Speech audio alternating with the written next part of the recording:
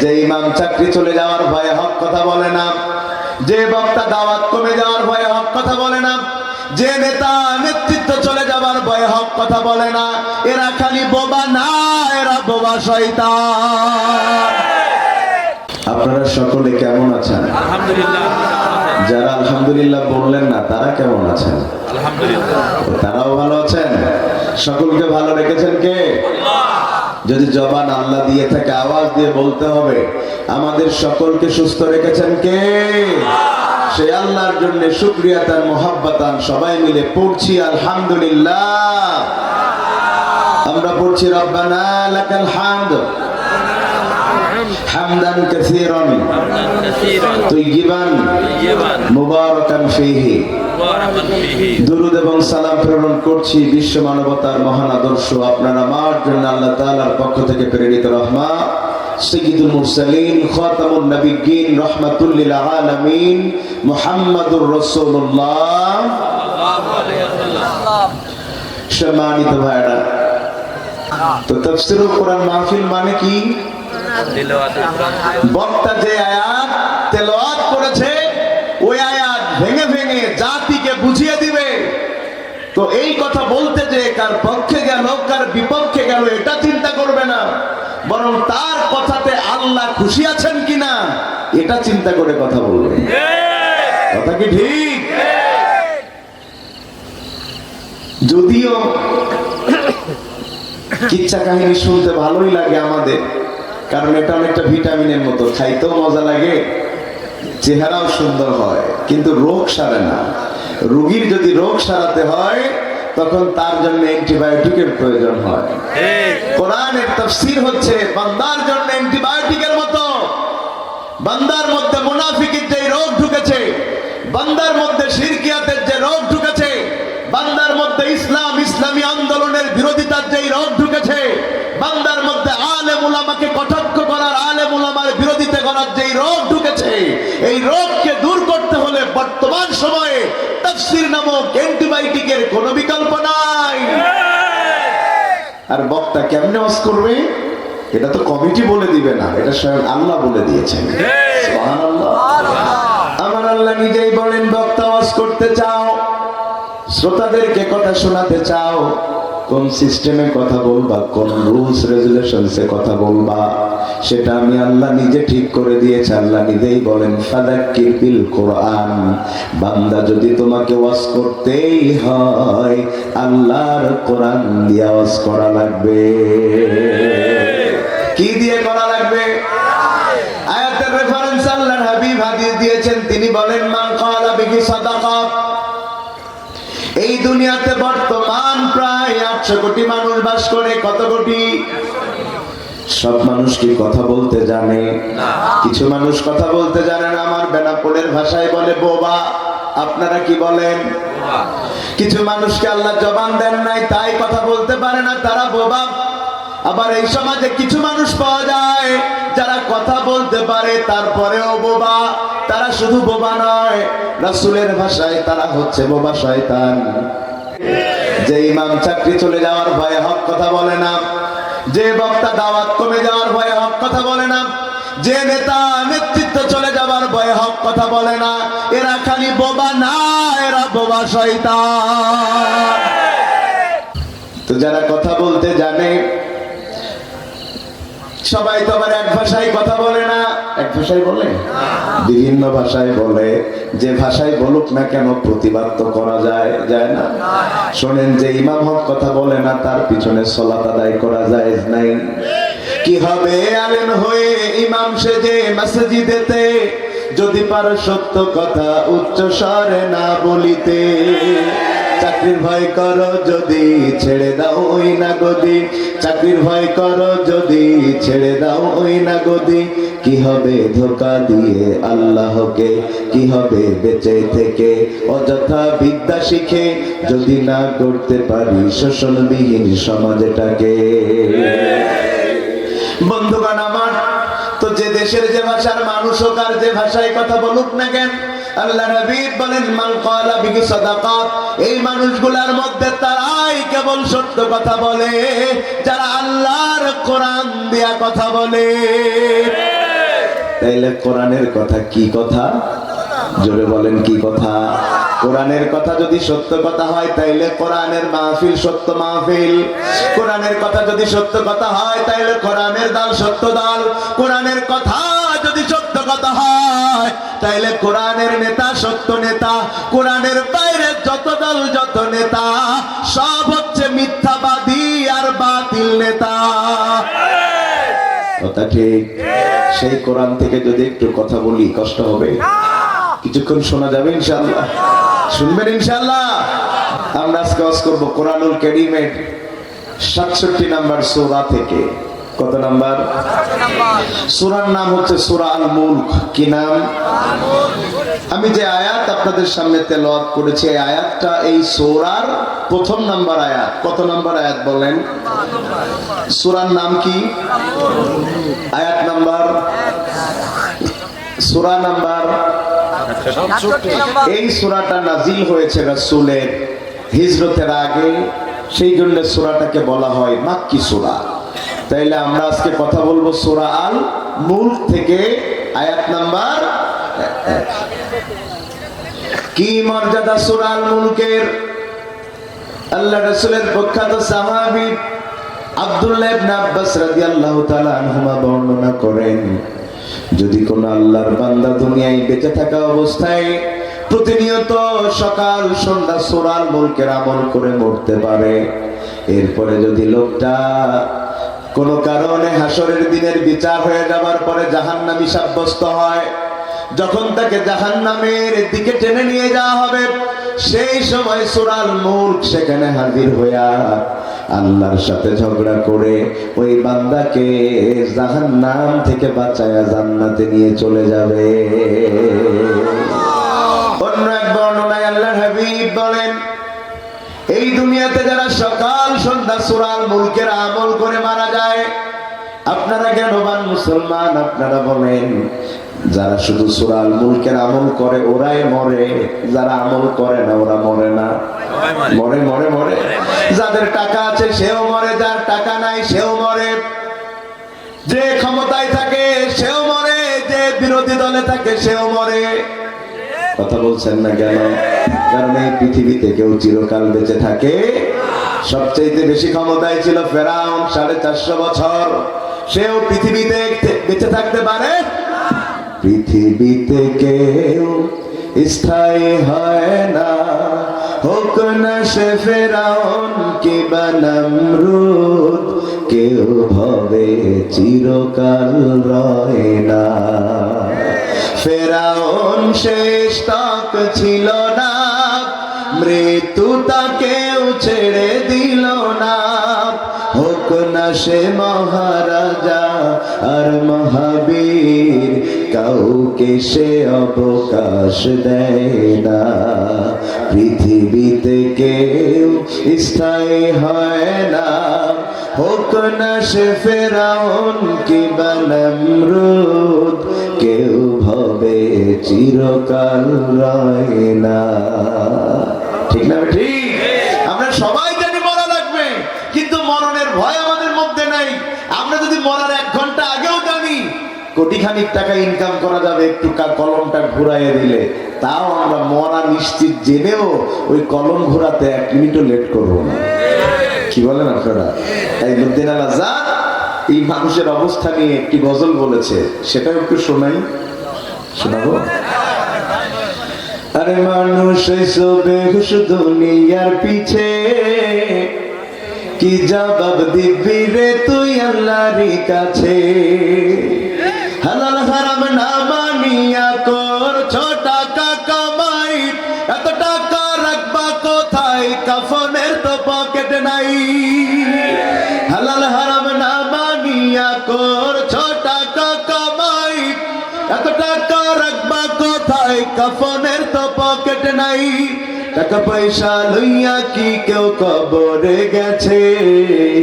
টাকা পয়সা লইয়া কি কেউ কবরে গেছে? কি জবাব দিবি রে তুই আল্লাহর কাছে? ঠিক না? ঠিক।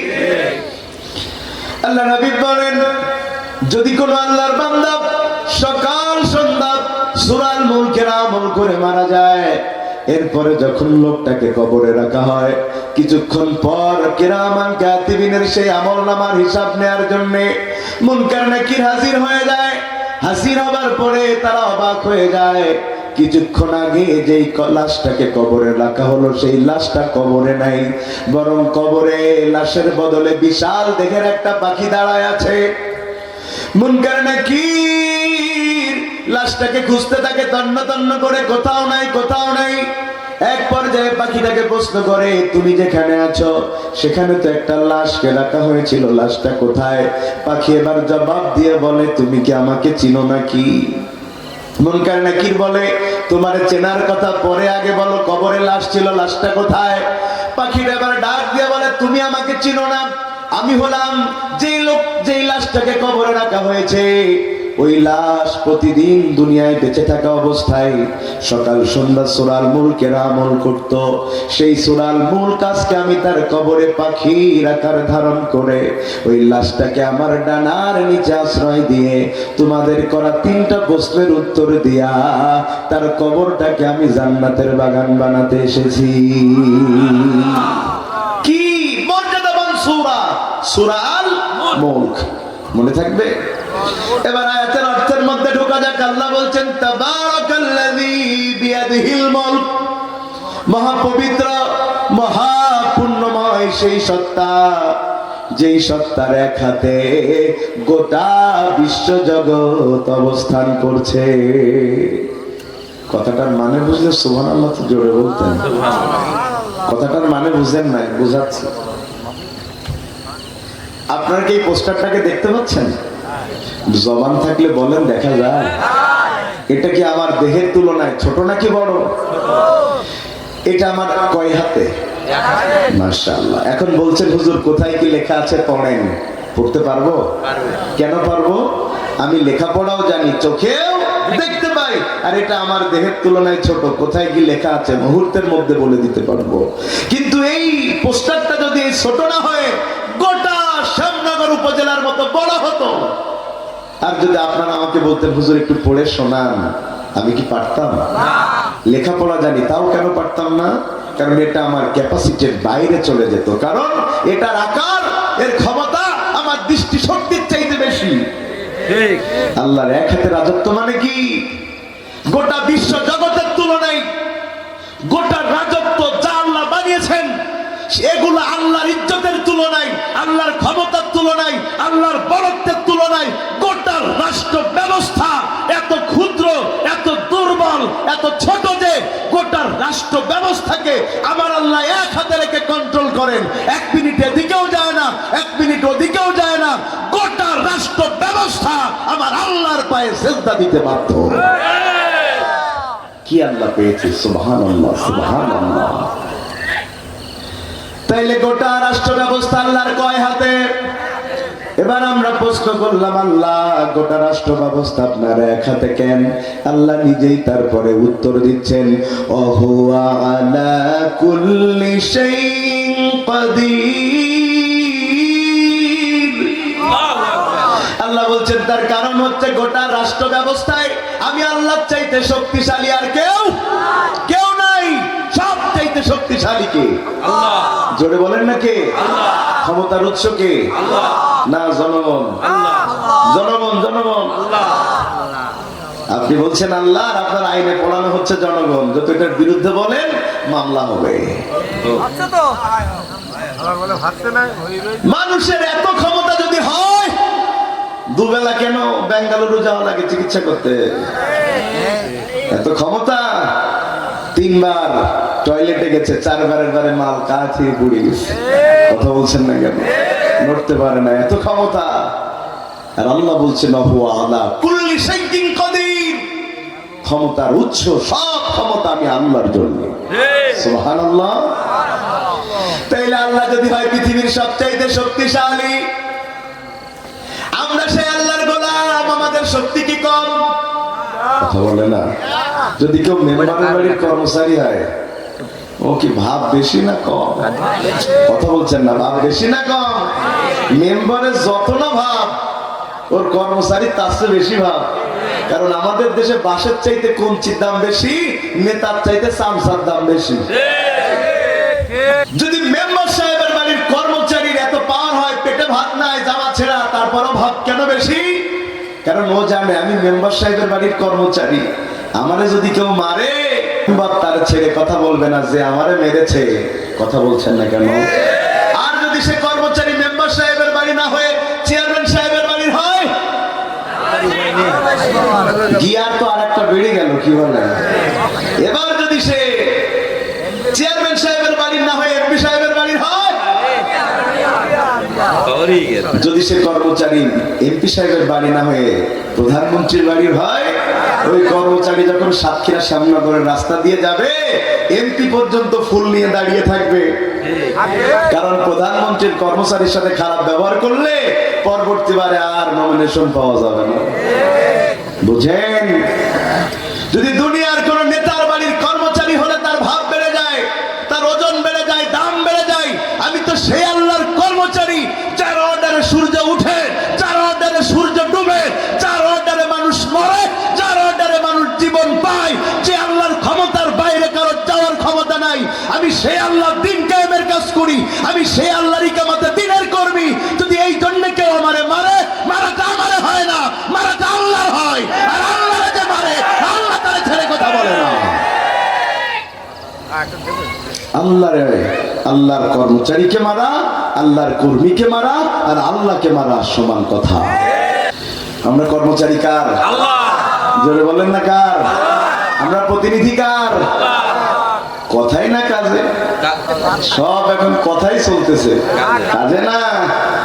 যদি সত্যিকার অর্থে আমরা আল্লাহর প্রতিনিধি দাবি যেটা করছি সত্য হতো, তাইলে 90% মুসলমানের দেশে বইয়ের মধ্যে এই কথা কেউ পড়াতে পারত না। শরীফ এখন শরীফা হয়ে গেছে। শোনেন, প্রতিনিধি দাবি করলে প্রতিনিধিত্বের দাবি পূরণ করতে হয়। কেমনে? ধরে নেন আপনাদের এই মৌতলা বাজারে ঔষধের দোকান আছে, বিভিন্ন ঔষধ কোম্পানির লোকজন আসে না, এদেরকে বলা হয় খলিফা, রিপ্রেজেন্টেটিভ, যার মানে হলো প্রতিনিধি। তা একজন ইবনে সিনা কোম্পানির প্রতিনিধি বা খলিফা, সে যদি এসে স্কয়ার কোম্পানির ঔষধ বিক্রি করে, বিল কাটে, এটা শোনার পর ইবনে সিনা কোম্পানি খুশি হয়ে ওর বেতনও বাড়ায় দেবে, প্রমোশনও করে দেবে না। কেন? এক কোম্পানি চাকরি করতে, মাশাআল্লাহ, এক কোম্পানির চাকরি করে আর এক কোম্পানির বিল কাটা যায়? চাকরি করে বায়ো ফার্মার আর ঔষধ কাটতেছে, বিল কাটতেছে বেক্সিমকো। আপনি বলতেছেন এটা কোনোভাবেই সম্ভব না এই কোম্পানির মেনে নেয়া, যে আমার খাবা, আমার পড়বা, অন্য কোম্পানির প্রতিষ্ঠার কাজ করবা, চাকরিতে তো রাখবেই না, মাথায় লাথি মেরে বের করে দেবে। তা আপনি দাবি করছেন আপনি আল্লাহর খলিফা, যেটা আল্লাহ বলেছিলেন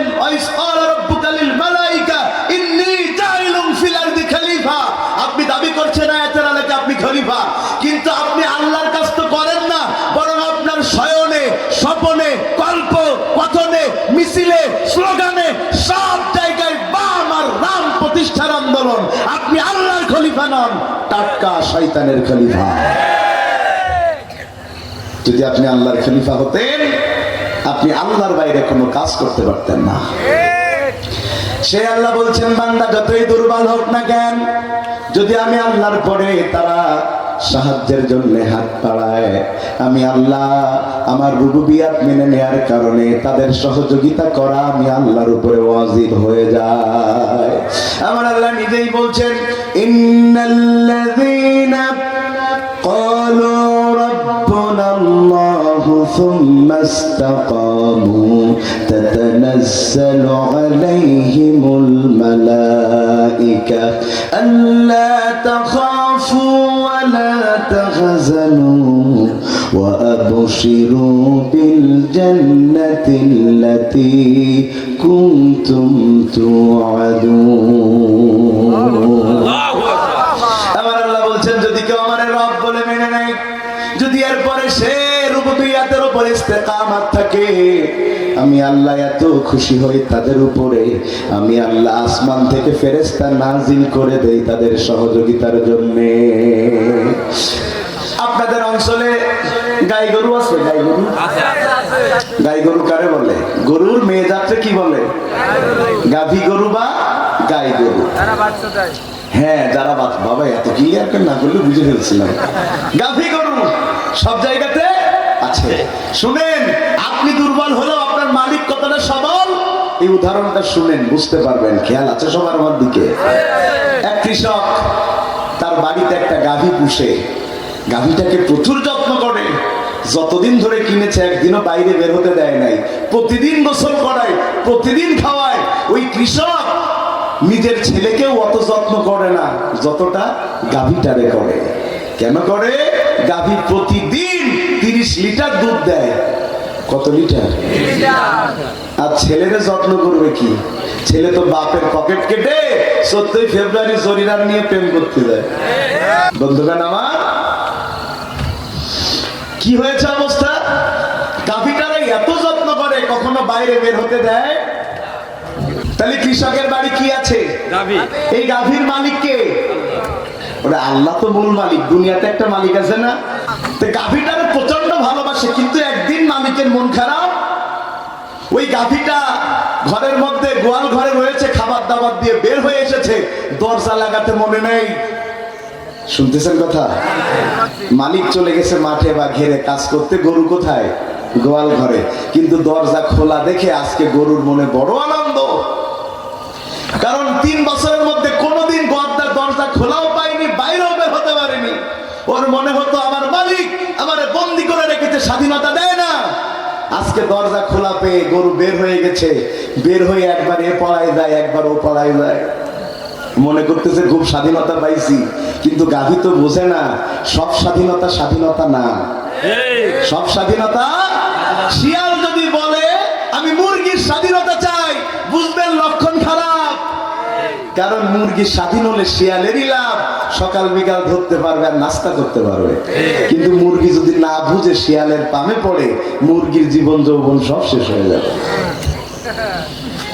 গাভী একবার এদিকে যায়, একবার ওদিকে যায়, কি আনন্দ মনে, যেন মনের সুখে গান ধরেছে, এলোমেলো বাতাসে উড়িয়েছি শাড়ির, এমন মনে আনন্দ নিয়ে সামনে যায়। যেতে যেতে যেতে যেতে যেতে যেতে কখন যে একটা জঙ্গলের মধ্যে ঢুকে পড়েছে, গাভী খেয়ালই করে নাই। জঙ্গলের মাঝামাঝি চলে গেছে। ওই জঙ্গলে থাকতো বিশাল দেহের শক্তিশালী একটা বাঘ। ওই বাঘও বের হচ্ছে, গাভীও ঢুকছে, মুখোমুখি দেখা। বুঝেন কথা? গাভী তাকায় আছে কার দিকে? বাঘ তাকায় আছে কার দিকে? যেন পড়ে না চোখের পলক কি তোমার রূপের ঝলক, কি বলেন না? তাকায় রয়েছে, আরে ভাই চেহারা দেখে না। গাভী চিন্তা করে, আল্লাহ কি বিপদে পড়লাম। কথা বলছেন না কেন? এই যে স্বাধীনতা মনে করে জঙ্গলে ঢুকেছি, যদি গোয়াল ঘরে থাকতাম অন্তত বাঘের মুখোমুখি তো হওয়া লাগতো না। আমি ল্যাংটা ছিলাম, ভালো ছিলাম, ভালো ছিল শিশুকাল, কি বলে? এখন বাঘের মনে আনন্দ, গাভীর মনে ভয় ঢুকে গেছে, কারণ আমাকে বাঘ খেয়ে ফেলবে। আর বাঘ মনে মনে চিন্তা করতেছে, কতদিন এত তাজা গাভীর গোস্ত খাই নাই। এখন বাঘ পজিশনে নিয়েছে গাভীরে ধরবে, আর গাভী পজিশন নিয়েছে দৌড়ে পালাবে। কারণ মানুষের যখন মৃত্যু কাছাকাছি এসে যায়, দেয়ালে পিঠ থেকে গেলে বাঁচার জন্য যা ইচ্ছা তাই করে। গাভী চিন্তা করলো, যা আছে পালাতেই হবে। আর বাঘ যেন বলছে, পালাবি কোথায়? গোটা জঙ্গলে আমার রাজত্ব। গাভী এখন পালাবে, ডানে তাকায় জঙ্গল, বামে তাকায় জঙ্গল, সামনে কি? সামনে কি? পিছনে দেখছে যাওয়ার মতো একটা রাস্তা দেখা যায়, কিন্তু সেটা একটা পুকুর, যেই পুকুরে পানি নেই, শুকায় গেছে। ও মনে করলো পুকুরের উপর দিয়ে লাফ মেরে দৌড় মারি। গাভী তো আর জানে না ওই পুকুরের উপরে শক্ত হলেও ভিতরে কাদা। মেরেছে লাফ, ওই কাদার মধ্যে এমন ভাবে আটকেছে, একেবারে জায়গায় নাথিং, হাইড্রোলিক ব্রেক। বুঝেন নাই? গাভী আর নড়তে পারতেছে না, 4 পা আটকে গেছে। এটা দেখে বাঘের মনে আনন্দ কম না বেশি? বাঘ চিন্তা করছে, সিস্টেমটা দেখো, সিস্টেমটা দেখো, কি প্রক্রিয়ায় হুজুররা আটকাইছি। কাঁদতেও পারবে না, হাসতেও পারবে না, হাসলেও মামলা, কাঁদলেও মামলা, আটকাই দিয়েছে। বাঘ এবার পজিশন নিয়েছে, গাভীটাকে ধরবে আর খাবে। ও লাফ মারতে হবে। ও চিন্তা করতেছে, লাফ মেরে একেবারে গাভীর কাঁধে পড়বো, কলিজা খাবো, রক্ত খাবো। তো বাঘের একটা সিদ্ধান্ত আছে, আল্লাহরও একটা সিদ্ধান্ত। বাঘও লাফ মেরেছে, গাভীর কাঁধে না পড়ে ঠিক 4 হাত পিছনে পড়ে মাল খায়। তো যেই কাদা গাভীরে আটকাইছে, ওই কাদা কি বাঘরে আটকাবে না? বাঘরে আটকে ফেলার পরে বাঘ যত নড়াচড়া করে শক্তি দেখায় তত আটকে যায়, যত নড়াচড়া করে তত আটকে যায়। বাঘ তো মরার চিন্তায় অধীর, কিন্তু গাভীর দিকে তাকায় দেখতেছে ওর কোনো মরার চিন্তাই নাই, জাবর কাটতি আছে। বাঘ বলতেছে, এই তুই আমার চেয়ে কত দুর্বল, আমার ভয়ে দৌড়ালি, আর তুই এখন আটকে যাওয়ার পরে তোর কোনো মরার চিন্তা নাই, জাবর কাটছিস, আর আমার এত শক্তি এত ক্ষমতা বানাবি, তারপরেও আমি মরার চিন্তায় বাঁচি না, তোর কি মরার ভয় নাই? গাভী বলছে, আমার মরার ভয় আছে কিনা পরে রস, আগে তুমি বলো তোমার কি কোনো মালিক আছে? বাঘ বলছে, আবার আমার কিসের মালিক? এই জঙ্গলে আমি যা বলি তাই, আমি মালিক। আমি 11টার সময় 12টা বাজাবো, কারণ বাবার ক্ষমতা নেই আমার আইন লঙ্ঘন করে।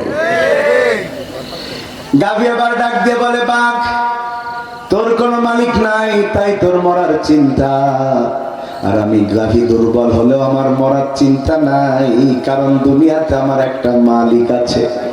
আমার মালিক যখন বাড়িতে আসবে, এসে যখন দেখবে আমি তার গোলাম, আমি তার কর্মচারী, তার গোয়াল ঘরে নাই, সে ঠিক আমারে খুঁজতে খুঁজতে খুঁজতে খুঁজতে এই ডোবার ধারে আসবে, জঙ্গলে আসবে। আসার পরে যখন দেখবে আমি তার কর্মচারী, ভুল করে আজকে আটকে গিয়েছি, মরতে বসেছি, আমার মালিক আমারে ছেড়ে চলে যাবে না, দৌড়ে বাড়ি যাবে। বাড়ির থেকে বাঁশ আনবে, বাড়ির থেকে রশি আনবে, এনে লোকজন ডেকে না আমারে ঠিক উদ্ধার করে নিয়ে যাবে। কিন্তু ও বাঘ, তোর কি হবে? যেই বাঁশ আর রশি দিয়া মালিক আমারে বাঁচাইছে, সেটা আবার 460 ডিগ্রি অ্যাঙ্গেলে ঘুরে জায়গায় চলে যাবে। আমার মালিক যখন জানবে আমি বিপদে পড়েছিলাম তোর আন্দোলনের কারণে, তোর কর্মসূচির কারণে, তোর আইনের কারণে, তোর বানানো প্রশাসনের কারণে, তখন ঠিক ঠিক ঠিক আমার মালিক যেই রশি দিয়ে আমারে বাঁচাইছে, সেই রশি দিয়ে তোরে বাইন্দা, যেই বাঁশ দিয়ে আমার উঁচু করে তুলেছে, ওই বাঁশ দিয়ে তোরে পিটায়া পিটায়া মালিকের গোলামের সাথে খারাপ ব্যবহার করার স্বাদ কাজা কাফারা দিয়ে তুলে নেবে। আল্লাহ নিজেই বলেছেন, ওয়ালা তাখিনু ওয়ালা তাহজানু ওয়া আনতুমুল আ'লাউনা ইন কুনতুম মুমিনিন। চিন্তা করো না, কোনো ভয় করো না, ঈমান যদি তোমার থাকে, তোমার বিজয় কেউ ঠেকাতে পারবে না। আসুক না যত বাধা, যত ঝড় সাইক্লোন, রাসূলের পথে মোরা চলবই, এ জীবন বাজি রেখে দিনের নিশান মোরা বাংলার আকাশে ওড়াবই। মোরা কামানের মুখোমুখি দাঁড়িয়ে, মোরা কামানের মুখোমুখি দাঁড়িয়ে আল্লাহু আকবার বলবো। আসুক না যত বাধা, যত ঝড় সাইক্লোন, রাসূলের পথে মোরা চলবই, এ জীবন বাজি রেখে দিনের নিশান মোরা বাংলার আকাশে ওড়াবই। তবে বিশ্বাস করেন সামনেবারের মুসলমান, বিশ্বাস করেন মওতালার মুসলমান, যদি পৃথিবীতে একজন মুসলমানও নাও থাকে, তা আল্লাহর ইসলামকে রক্ষার জন্য আল্লাহ একাই যথেষ্ট।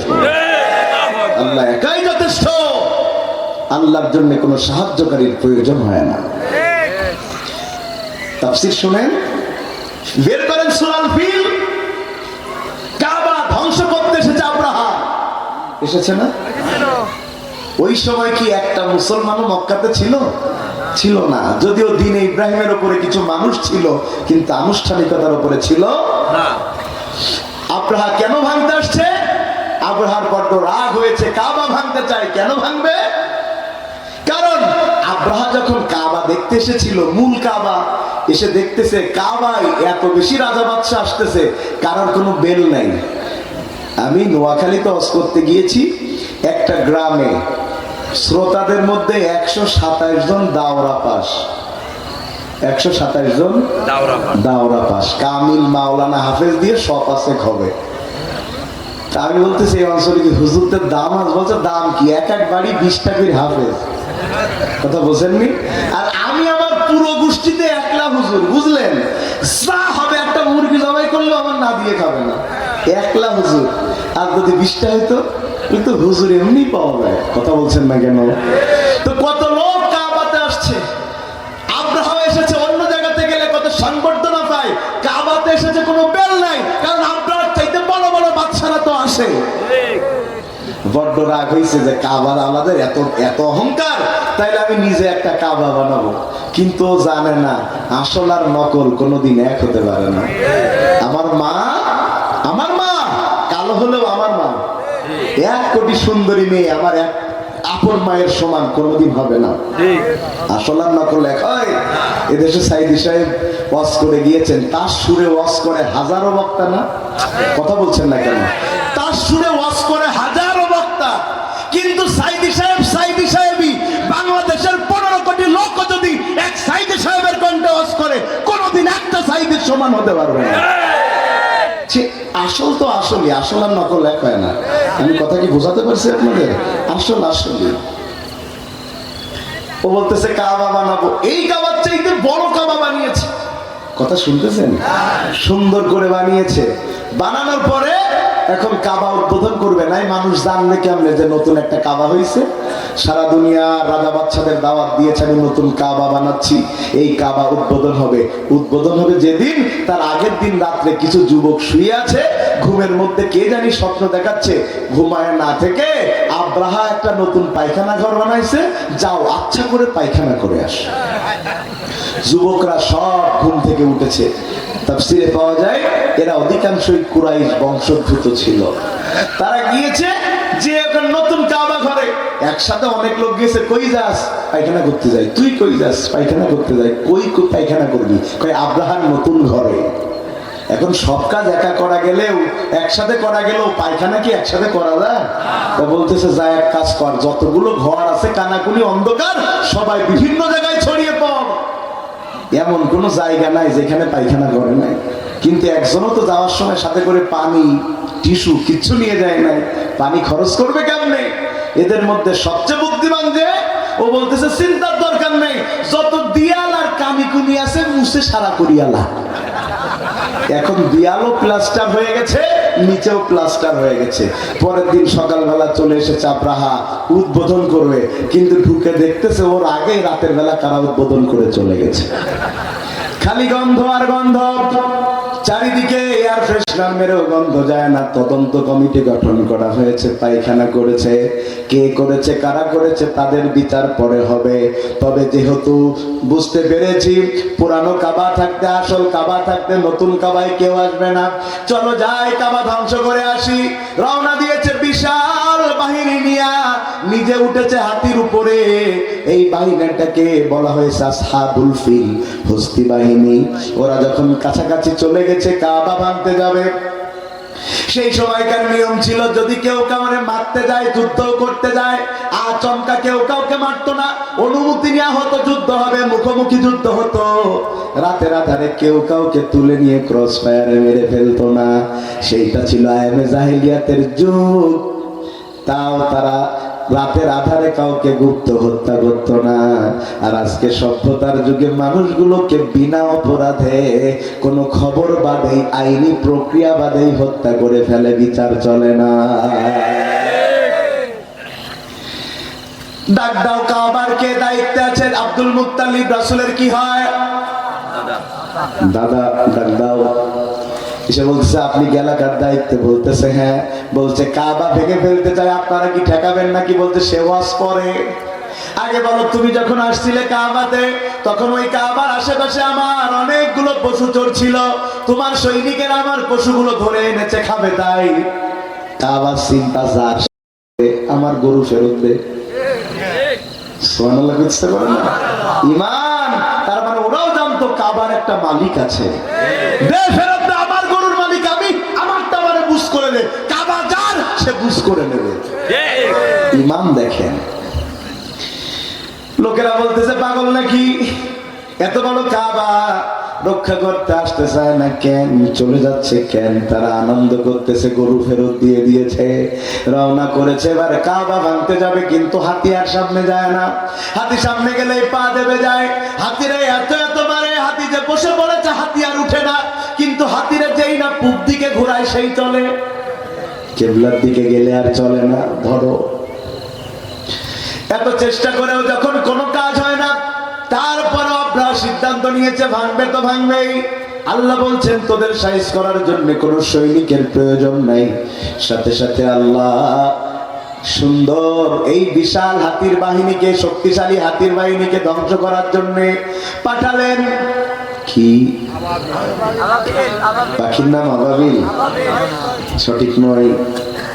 আলাম তারা কাইফা ফাআলা রাব্বুকা বিআসহাবিল ফিল আলাম ইয়াজআল কাইদাহুম ফি তাদলিল ওয়া আরসালা আলাইহিম তায়রান। তায়রান আবাবিল মানে হলো ঝাঁকে ঝাঁকে পাখি, আবাবিল মানে হলো ঝাঁকে ঝাঁকে, তয়রান মানে হলো পাখি। তয়রান আবাবিল মানে হলো ঝাঁকে ঝাঁকে পাখি। ওই পাখির নামই যে আবাবিল, এটার ব্যাপারে কোরআন সুন্নাতে কোনো দলিল পাওয়া যায়? তবে তয়রান আবাবিল মানে হলো ঝাঁকে ঝাঁকে পাখি। আল্লাহ ঝাঁকে ঝাঁকে পাখি পাঠালেন। ছোট্ট ছোট্ট পাখি, দেখতে অনেকটা বাবুই পাখির মতো। তাদের মুখে একটা পাথর, দুই পায়ে দুইটা পাথর। এই পাথর নিয়ে আল্লাহ মোকাবেলা করতে পাঠালেন। তাকিয়ে দেখছে উপরের দিকে মেঘের মতো দেখা যায়। এই সময় কাবা ভাঙতে বাধা দেওয়ার প্রয়োজন হয় নাই।